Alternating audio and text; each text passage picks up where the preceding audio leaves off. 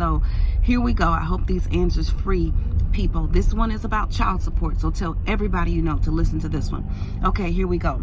My husband has $36,000 in back child support that he owes, and has a car which he leases and is 2 months behind paying on, and it's about to be repossessed. He also has $1,000 in credit card debt. He is employed part-time but doesn't make enough to pay his back child support, although he is up to date with paying current amount of $90 per week.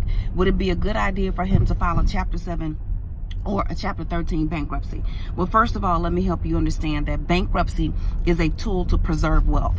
So a lot of people tell people, don't file bankruptcy, don't file bankruptcy. I'm not going to tell you that. I'm not going to tell you to go and run and file bankruptcy, but I am going to tell you to consider it as an option. Let me tell you why. Because the wealthy use bankruptcy to preserve wealth. They'll say, hey, my cash flow is going to be down to $500 million in 6 months. So before that happens, we want to reorganize, start over, start the company in someone else's name so we can preserve our assets. Poor people think bankruptcy is illegal. They think it's wrong. They think God gonna get them, all this other kind of stuff. So by the time poor people get to the bankruptcy court, broke was 62 stages ago. You were broke a long time ago. Now you have leveraged your mortgage, your house, you have sold everything, and now at the end you file bankruptcy. So if you're gonna file bankruptcy, I'm gonna tell you to do it as soon as you can, not after you lose all of your wealth. Let me tell you something else. If they are coming to repossess your car, then guess what? They're still going to want the money after they take the car.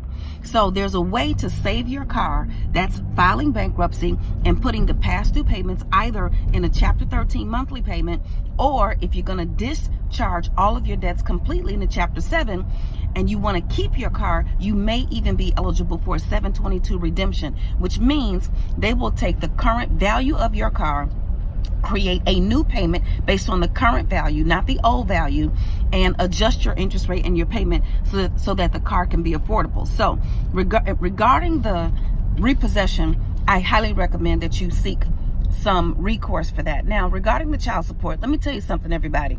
You cannot get away from child support. Ladies, if you are married to or thinking about marrying a man who has children and child support is or becomes a part of the equation, then it's going to be your problem. Men, don't run. Let me tell you something. I love my father, but my father is in his 60s and he's still paying child support to my mother. He cannot get a passport. There are certain things that he cannot do. You must pay your child support.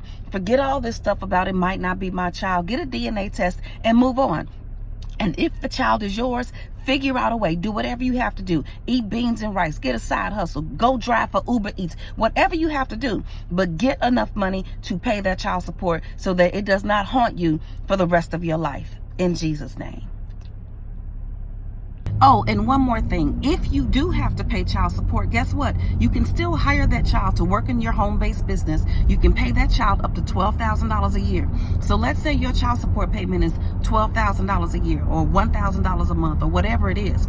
You can now hire that child, write that off, what you're paying, okay? So I would actually pay the money to the child, let the child then pay the child support back to themselves, and you can write that off as a deductible business expense on your tax return. So pay your child support, hire your child to work in your home-based business so you can get the money back, okay? In Jesus' name.